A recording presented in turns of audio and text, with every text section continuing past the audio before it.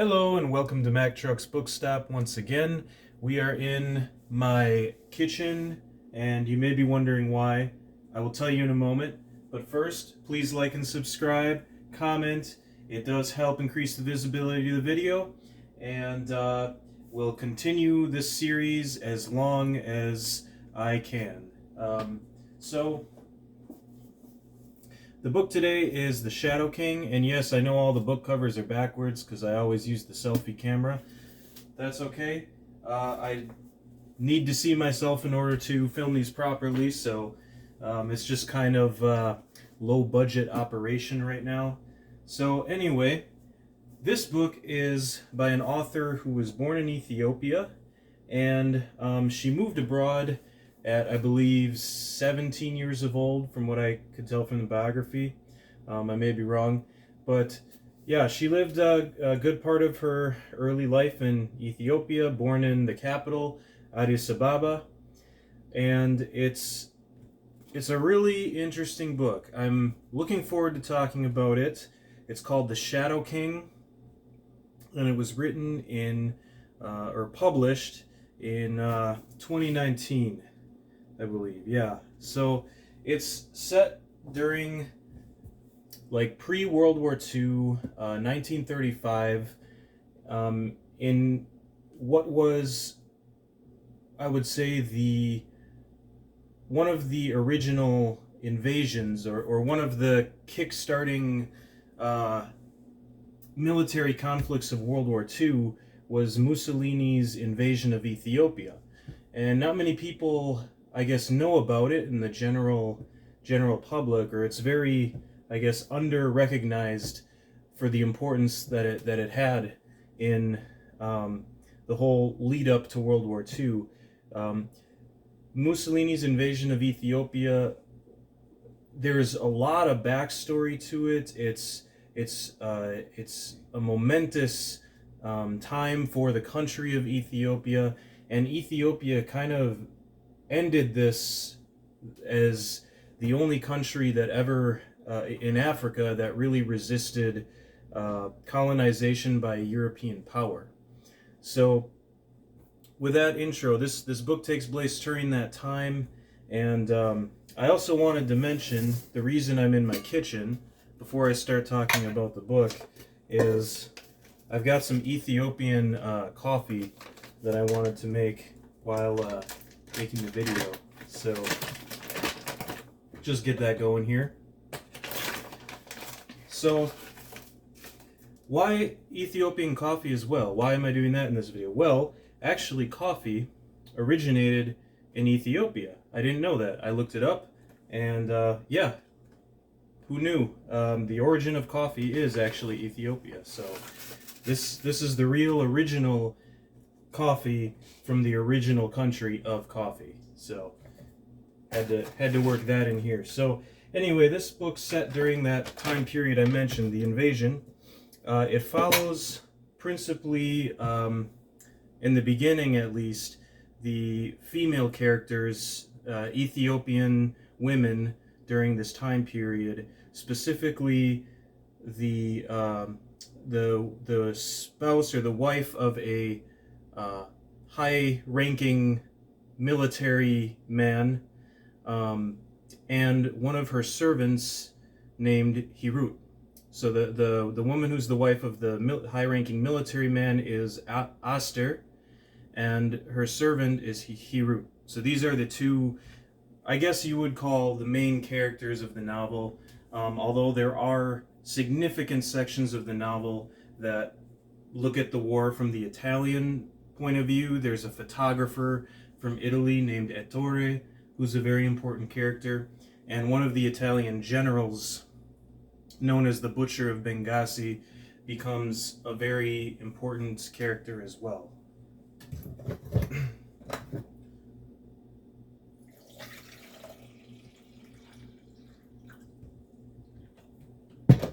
Not gonna make too much here. It's kind of late. Anyway, so this book is very ambitious. It's not an easy read, and it actually, in a lot of ways, defied my expectations.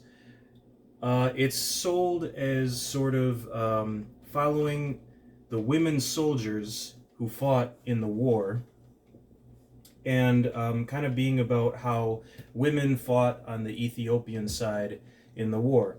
And there is some of that, but it really isn't as central of a theme as the book would have you believe. And if you go into it expecting it being like this, you know, Mulan type of thing, or like you know, women going and being heroic in battles and things like that. Like I said, yeah, there's a bit of it, but it's really, I think it would be better described as just this multifaceted, um, very, I don't even want to say poetic, but like it has the feel of like an epic poem. There's all of these references to Greek mythology, and it spends just as much time in the Italian camp and seeing things from the Italian point of view, especially in the second half of the book, than it does, or as it does, of the Ethiopians. So it's, in some ways, what it felt to me like was, I was almost imagining this as a play, like a theater performance, and you follow these certain actors that are, or these certain characters that are really archetypes of this conflict, and they're like heroic archetypes of the Ethiopian-Italian War. And another main character in the novel is actually the Emperor of Ethiopia. In the book's name, the Shadow King is, of course, connected because he's the king of Ethiopia. But there's a lot of meanings, you know, layers of meanings to the title as well that I don't want to get into, but this, basically the first part of the book, which I can talk about, I think, without calling it spoilers, is about the main invasion. So historically, Italy came in and they were slowed. They were slowed at first in their invasion. There was heavy resistance from the Ethiopians, but then they started using these chemical weapons, chemical bombs that just kind of flattened the Ethiopian forces, and then Italy kind of came in, and the emperor had to flee. The emperor of Ethiopia fled to Great Britain, and Italy was basically in control of the country for a short period of time. But then there was Ethiopian resistance to their rule, and eventually they were kicked out. The Italians were kicked out pretty promptly during World War II, when the British and French also supported Ethiopian resistance against Italy. And but backing up from that, this invasion of Ethiopia was actually a huge treachery on the part of Britain and France towards Ethiopia, because they were all part of the League of Nations, and Ethiopia was actually the first African nation as part of the League of Nations. So Britain and France just kind of turned their heads as Mussolini went in, because they wanted him to be on their side in the upcoming war that they could kind of feel was coming. They were worried he'd become an ally of Hitler. So they turned a blind eye as he came into Ethiopia, or his Italian army did, and used weapons that were prohibited in Europe. Now, the initial invasion was very, you know, I think from almost anyone's perspective, morally wrong, and was a result of Mussolini's greed and ambition. But the Ethiopians weren't perfect either, and the book only kind of hints at some of this, but there were some pretty, what we would call serious war crimes on the part of the Ethiopians as well. And the book is far from showing Ethiopians as the heroes, you know, well, they are shown as the heroes, but every character in the novel is flawed. The Ethiopian side has its internal conflicts as well. It does show how the Ethiopians in their culture at this time have essentially slavery or indentured servitude, and the Italians are actually dropping flyers encouraging Ethiopians to rebel against the emperor and end the slavery. So the Italians come in saying they're going to end the slavery. Now, of course, this is quite up to you know, whoever wants to say whether that's true or not.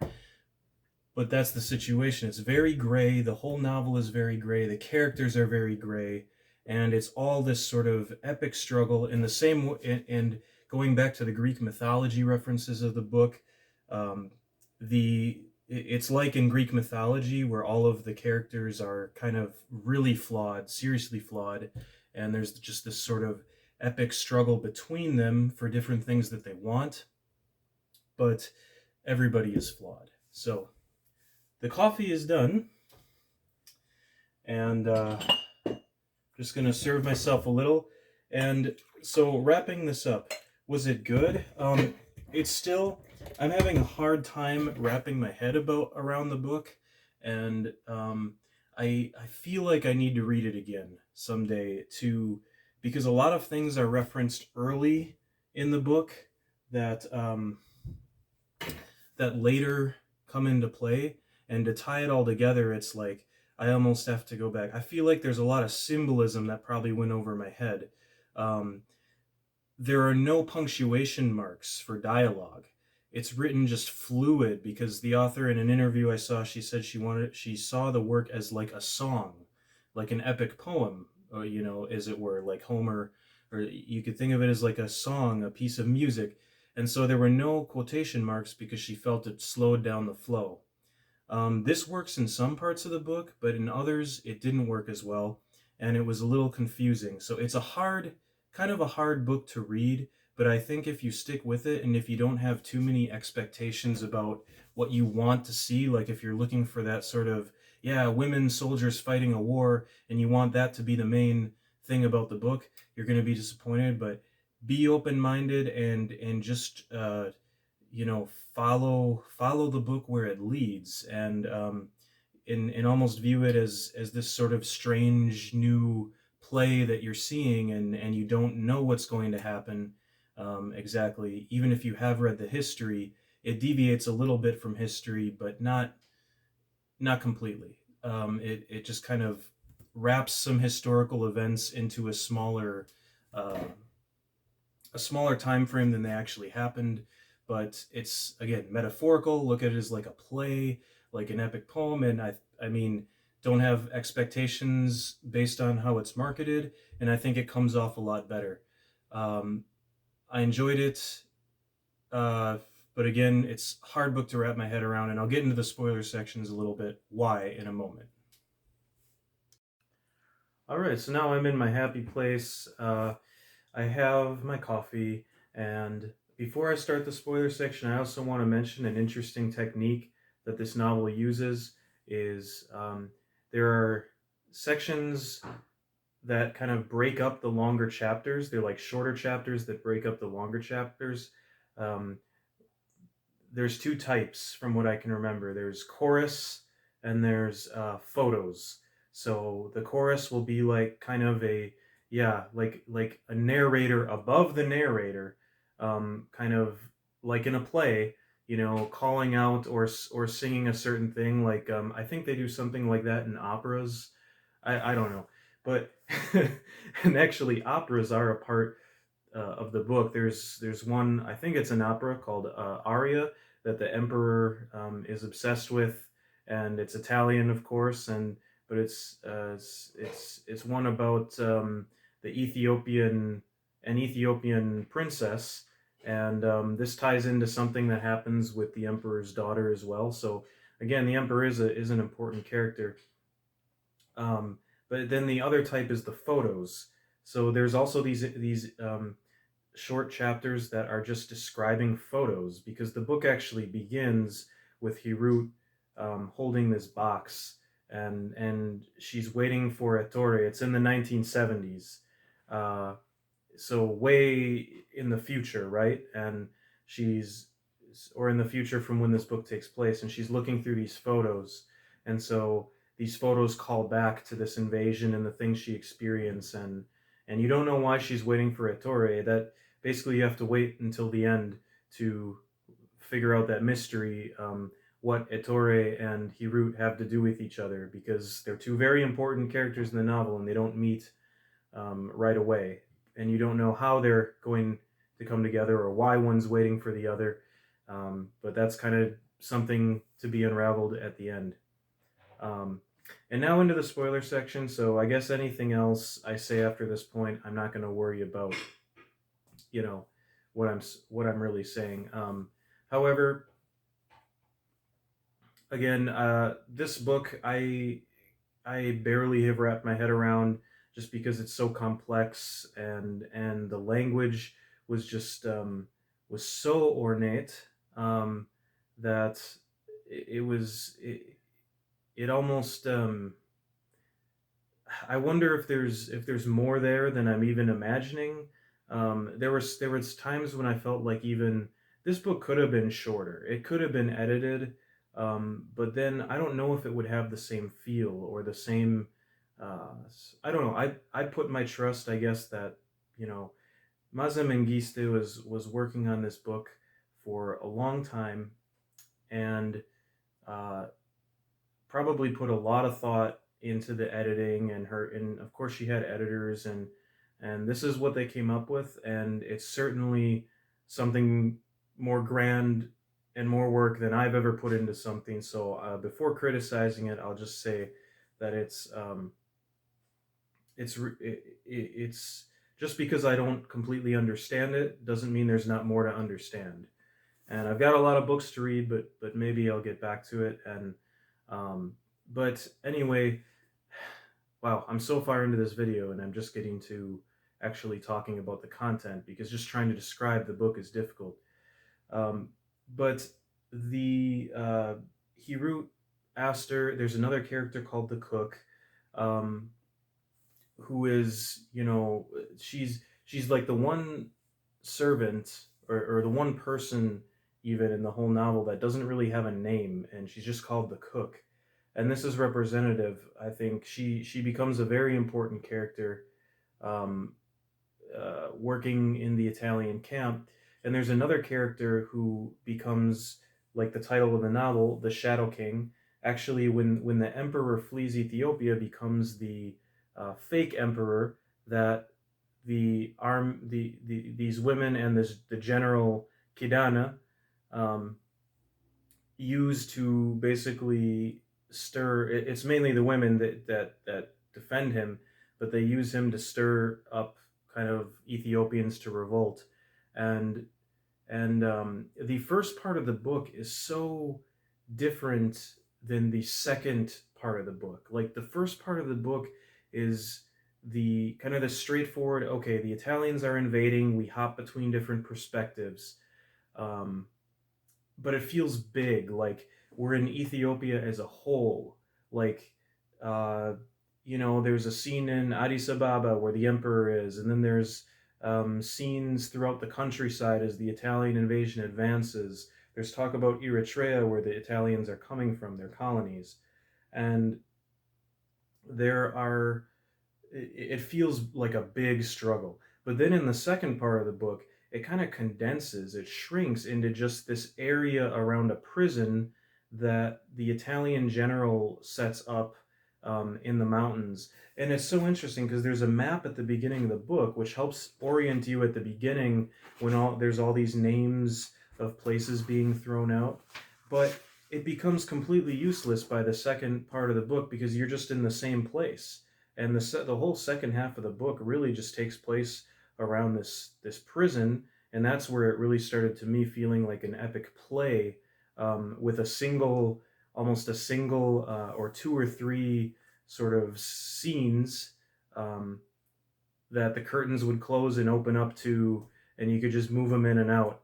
And it just became like this small epic struggle rather than this wider country struggle for freedom. And it was a really strange shift that I never really got used to. And so there's a lot of parts of this book that work really well on their own, but the way it comes together is still kind of a bit confusing to me. But again, the language is just incredible. Maaza Mengiste has this way of describing some really horrific events, but like when it's done, like there's a part where Ettore, the Italian, photographs an Ethiopian prisoner who's caught and hanged, And then there's another part of the book where Ethiopians are getting thrown off the cliff at this prison. It's not even really a prison, it's just an execution camp. They're throwing Ethiopians off the cliff. And so he's taking pictures of this stuff, and the photos are described in like such detail.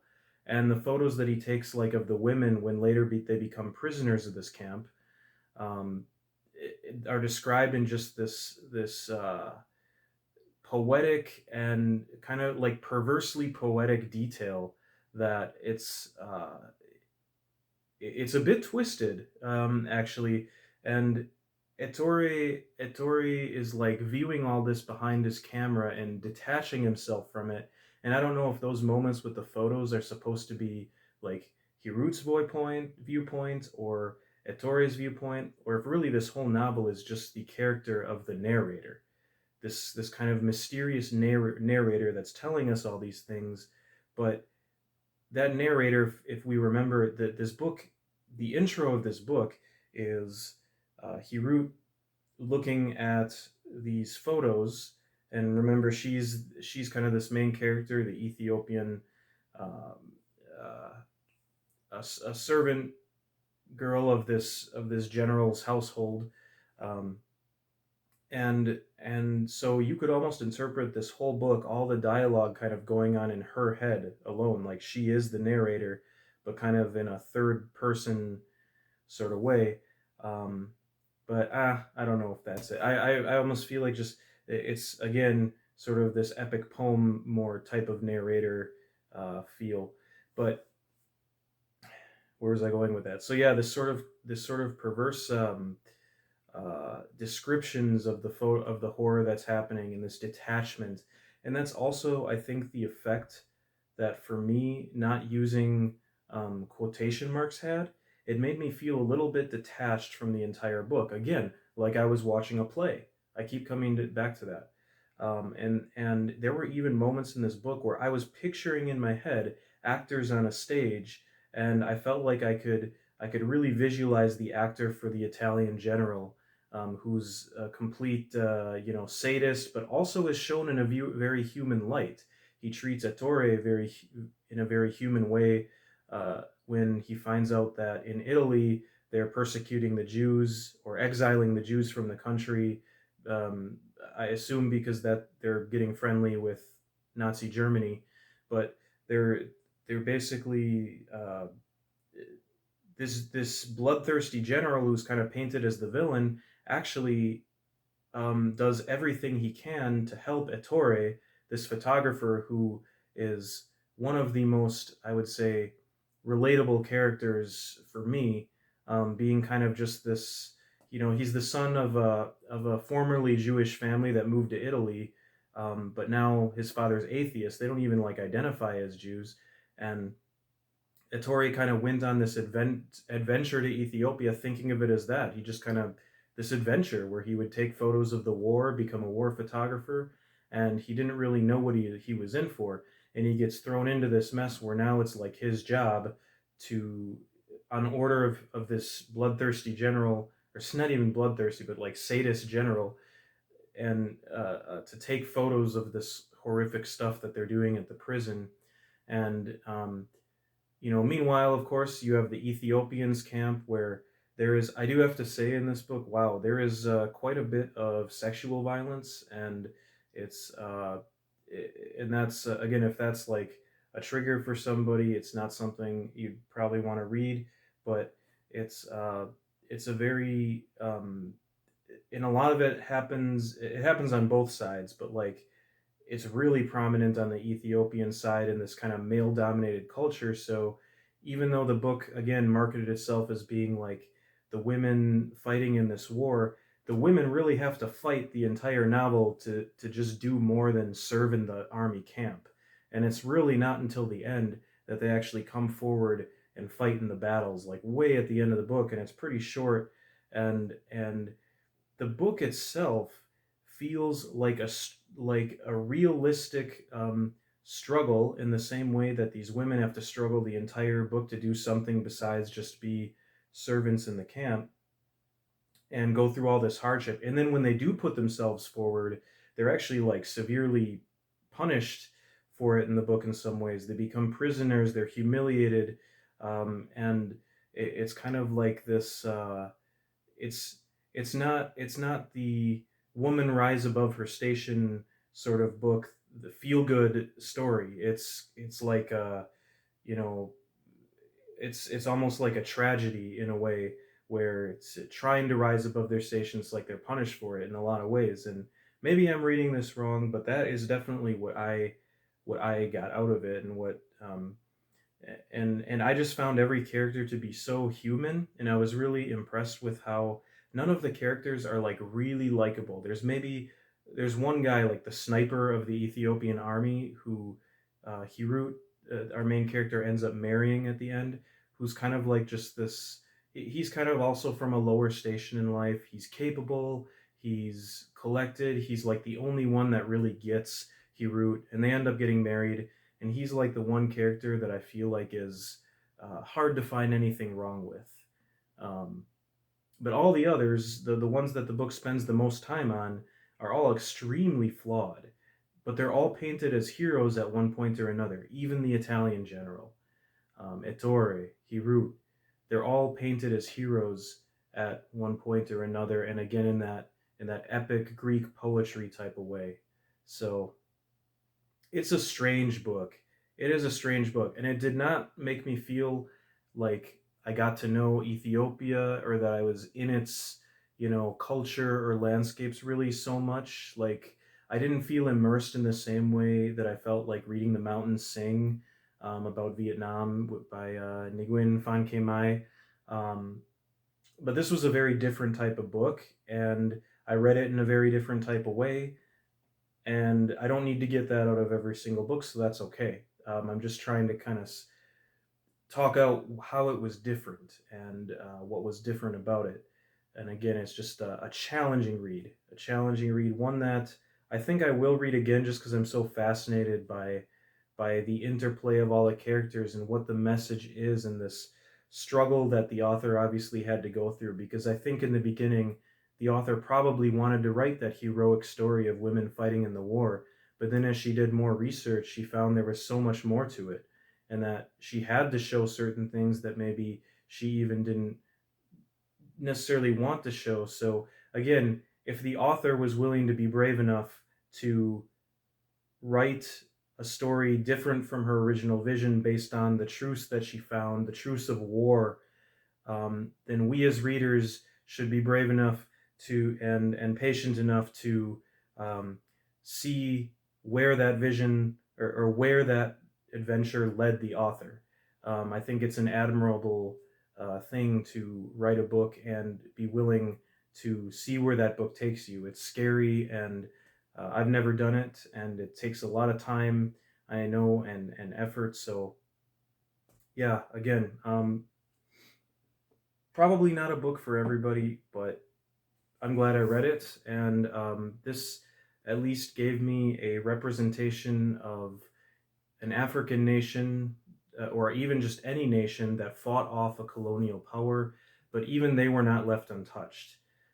These scars that are left to every single character, even the would-be colonizers of the Italians, everyone comes out of this with scars and death, and and stuff that haunts them, and Ettore never sees his parents again, from what I can understand, while he's in Ethiopia, and he can never go back to Italy because of the repression of Jews. And well, in the end, he just chooses not to because he knows his parents are gone. But that's very sad as well. So it's like everybody leaves this war with scars, and despite Ethiopia's resistance, they were still very traumatized by this these wars, this invasion. And even though Emperor Haile Selassie returns to Ethiopia, the book ends with him viewing the oncoming communist revolution that's about to depose him from power, and seeing his own people turn against him. So in the end, even the emperor Haile Selassie faces tragedy. Again, very Greek tragedy type of archetype, where the people turn against the hero, who saved the country, or the figurehead of who saved the country. But remember, he did flee. He did flee, so it wasn't really, I guess, he wasn't there during the struggles. He just came back to resume his place at the head of a country that had fought for him. So you can see that side of it too. There's so much depth, so much to talk about with this book. I've got to stop the video now because this is the longest video already, and I'm going on 30 minutes. And it's probably because of this amazing Ethiopian coffee that I'm so wired talking about this. But it's yeah, it was a very interesting book. I'm just so amazed how each book I read just opens up a new world of writing to me. And thank you for watching the video. If you're here this far, I really appreciate, people hearing my thoughts and any comments you may have. So again, like, subscribe, and take care. Until next time.